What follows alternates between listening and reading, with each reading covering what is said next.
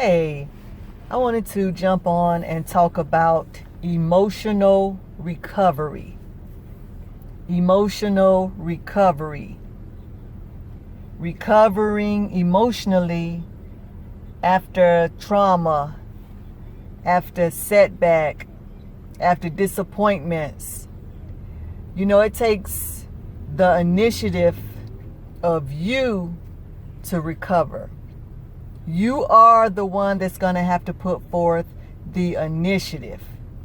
You are the one who's going to have to research. You're going to have to find out correct information.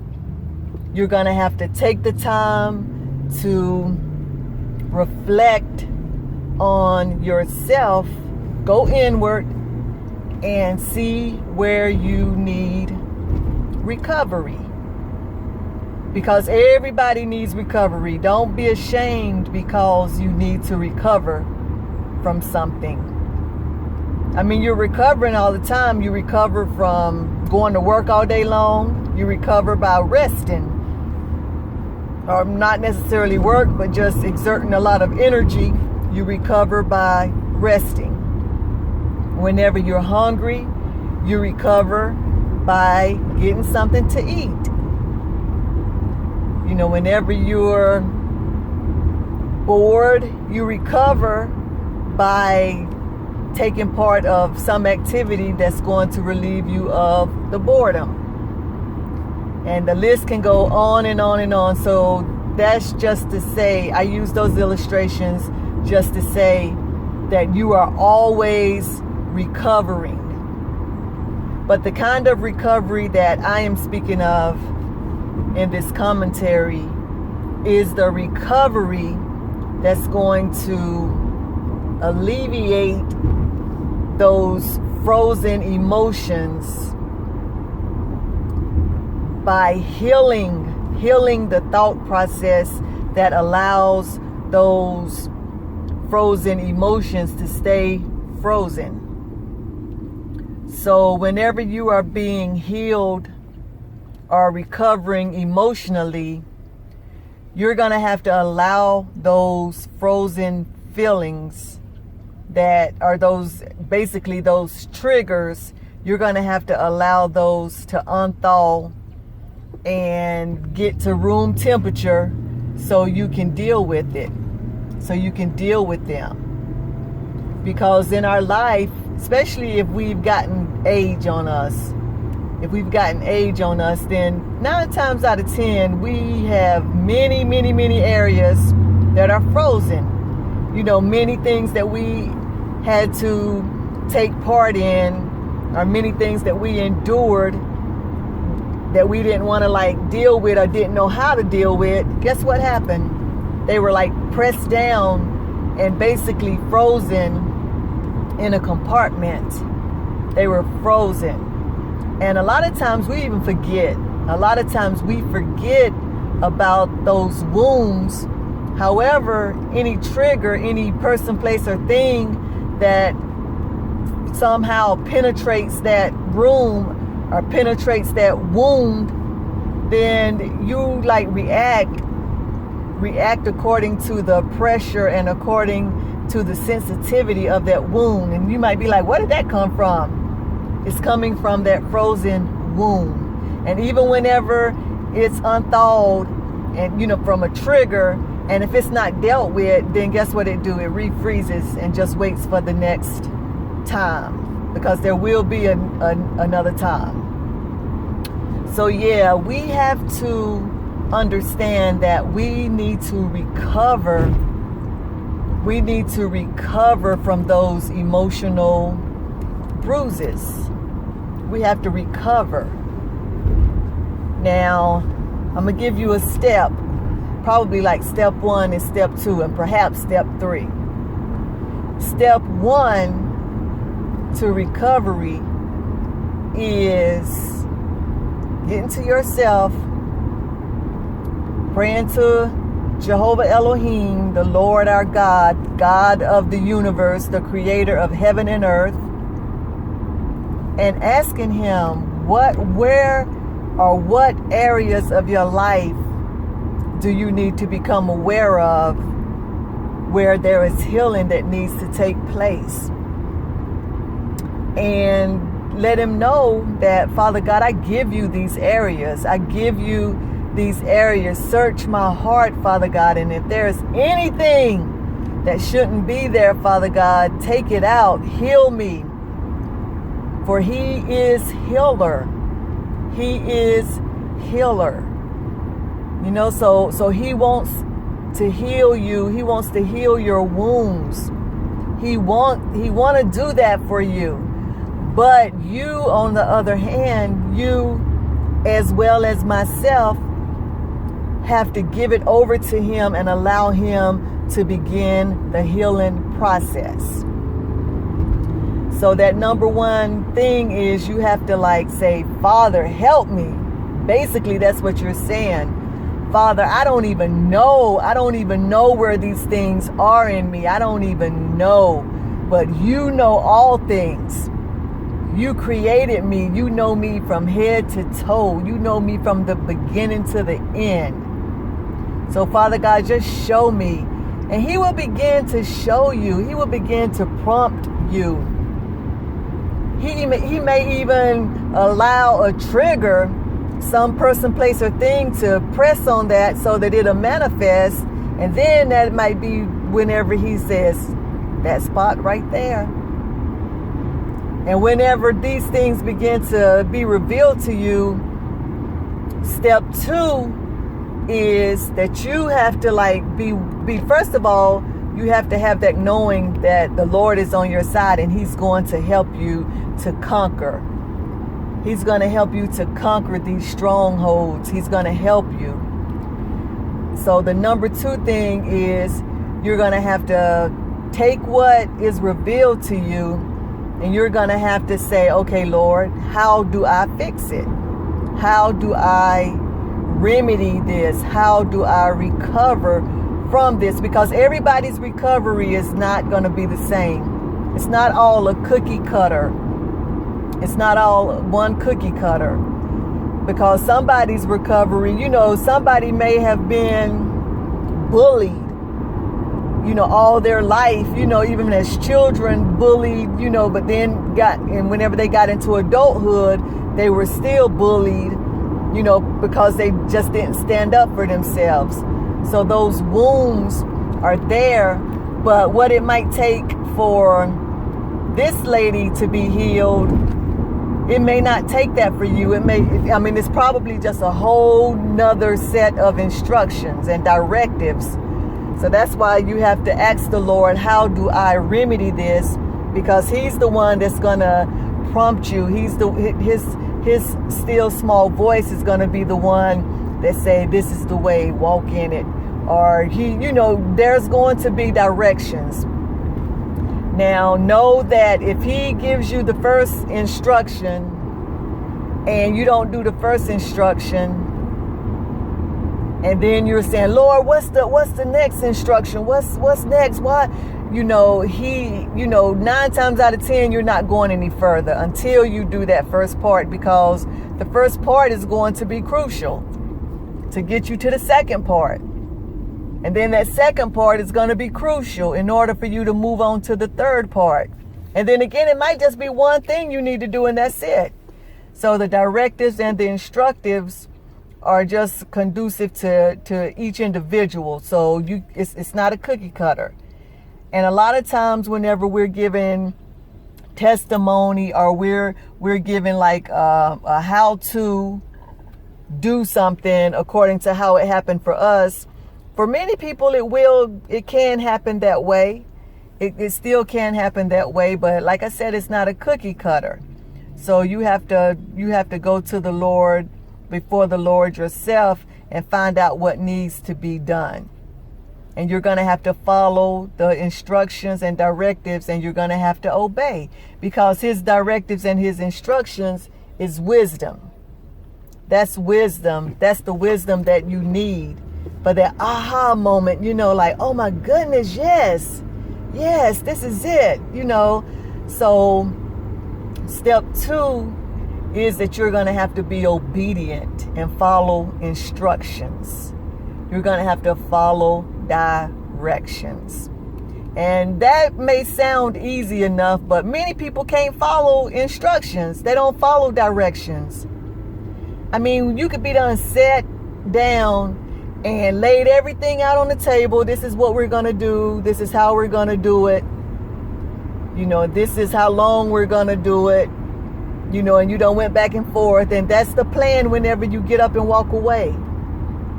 But whenever you find out later, some people just take the initiative to do something totally different. Totally different. And if they want to do that, if a person want to do that on their own time and on their own dime, then by all means, by all means. But whenever you have other players on the court, you can't do your own thing. If that coach says run play Z, and you done practice this play and you know how you're supposed to throw this ball or kick this ball to such and such, and you know, blah blah, you already know the play. Do something different. Do something different and see what happened to you. If you can't follow instructions, if you can't follow the playbook and the directives, then you know you're no good for the team for real, because you're rebellious, number one, and you're a liability. You're a liability because even if the team does recover from your own arrogance and you want to do what you want to do and change the whole play, if the team does recover the ball or whatever, you're still going to be marked as a person who's just rebellious, and you're not a team player. So guess what? People don't want you on their team. People don't really want you on your team. And like I say, if it's something that you just like free flowing on, and it's on your time and on your dime, and it's not affecting the team, it's not affecting, you know, and a team can be two people. Serena and Venus, doubles, you know, two people, that's a team. You know, so you know, some things are not teams. You can just be individual doing your thing. You know, so what? Change your mind, change the plan, your plan as many times as you want to. But whenever you get instructions and directives, you have to follow those directives, because the person who gave you those directives, those are their directives in order for you to make the dream work, in order for you to make it work. If I say, come to my house at 3:00 and we're going to have a meeting and this is going to happen and this is going to happen, and then if you decide to come at 4:00 because you just wanted to go by TJ Maxx or whatever, and you just like not respecting time or not respecting the plan, then guess what? At 4:00, it's too late. It's too late.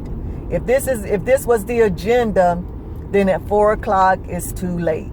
However, if there was no plans, and if I just said, well, yeah, just come by when you can, or just come by, give or take, sometimes stuff happens where you're delayed, and you know, provision can be made for that too. But don't just arrogantly disrespect what a person says or the team's playbook. Don't just blatantly disrespect that, because it don't look good. It's not a good look.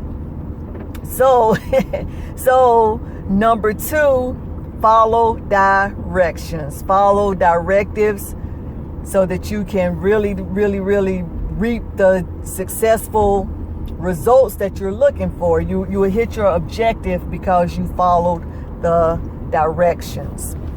And then number 3 is emotionally you have to like feel those feelings, and then the lie that comes with those feelings, like say like if you have a frozen feeling of saying, I can't do nothing right, I can't do nothing right, and that's what you've been told when you was a kid, and it like solidified in your mind, so you know your whole undertone is you can't do anything right.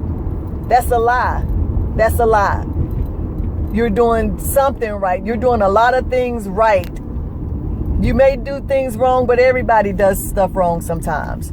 So you have to like take that sentence, I can't do nothing right, and whenever that thought tries to interject into your mindset, you have to say, I rebuke that. I rebuke that. You have to like begin to like challenge those toxic thoughts. You have to challenge those negative thoughts and undertones. You have to challenge it. You have to challenge it. If you don't challenge it, then guess what? It's going to run all over you. It's going to run all over you. So you're going to have to definitely challenge that thought or those thoughts. No matter what those thoughts may be, you have to challenge those thoughts and put the truth on those thoughts. You know, if you've suffered before with possibilities of things that made you sick, you know, because I remember like years ago when I was going through the emotional turmoil and the depressions and all of that, and I always felt like fear.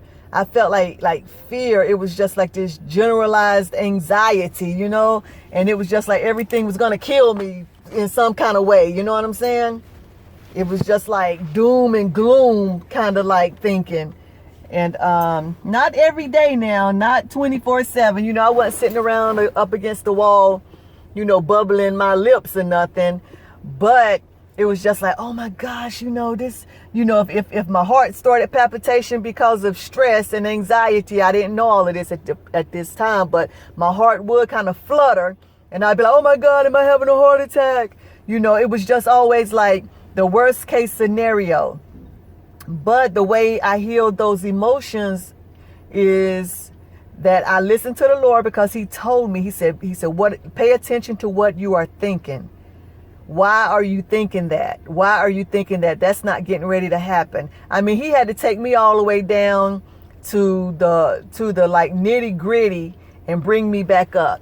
If I was like feeling fearful, if I was driving and all tensed up, you know, my shoulders tensed, and he started like bringing it to my attention. He said, why are your shoulders tensed?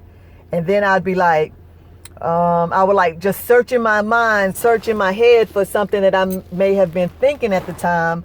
And a lot of times it would be nothing that I could even put my finger on. So then I'd be like, there's no threat. There's no immediate threat going on. You know, why am I like tense? Why am I like doing this? But it was becoming a learned behavior, you know, that the enemy was just like taking that opportunity to just like, you know, just throw that stuff on me. But the Lord began to like say, pay attention to what you are thinking.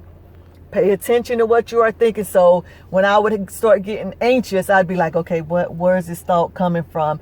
And 9 times out of 10, it was a lie. You know, it was some kind of like erroneous thought that I had to like cast down and be like, I cast down imaginations and every high thing that exalted itself against the knowledge of God. And I take every thought captive to the obedience of Christ. You know, I you know, making a readiness to revenge disobedience once my obedience is fulfilled, you know, so I was able to like balance myself out because of the words that were coming out of my mouth and the way that I was beginning to take control of my thoughts. So yeah, you're going to have to like take those negative thoughts, no matter what those thoughts are. And not to say that sometimes, you know, you won't have a thought that is a real threat, you know, but even in that, you're going to have to like take the necessary precautions to get that threat off of you. You're going to have to take the necessary precautions, the necessary actions to get that threat off of you. So yeah, just think about what you are thinking. Think about what you are thinking. Even if it's a thought that's like throwing you off. I mean, it's just like ready to take you out. Lay down if you can. Lay down and think about that thought, but still battle with that thought. Whatever you have to do to battle with that thought, because if you don't, and when it go away on its own, it's going to come back again on its own.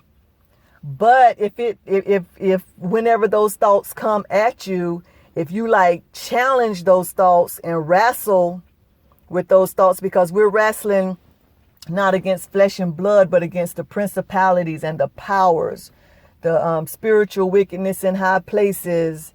So we're battling against the spirit realm. So you're going to have to battle spiritually, and you're going to have to wrestle with these things. You're going to have to wrestle.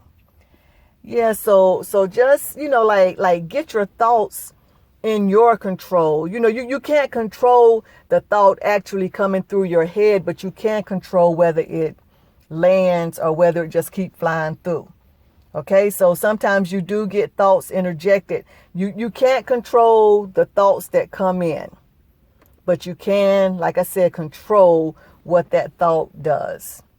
You can control it. It's like a river. It's like a river. The water is like flowing down the river.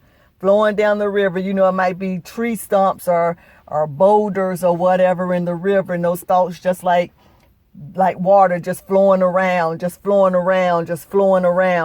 And just say if your head, your brain is one of those boulders or whatever, the water is just like coming around, gushing up, coming around, gushing up. It's gonna come.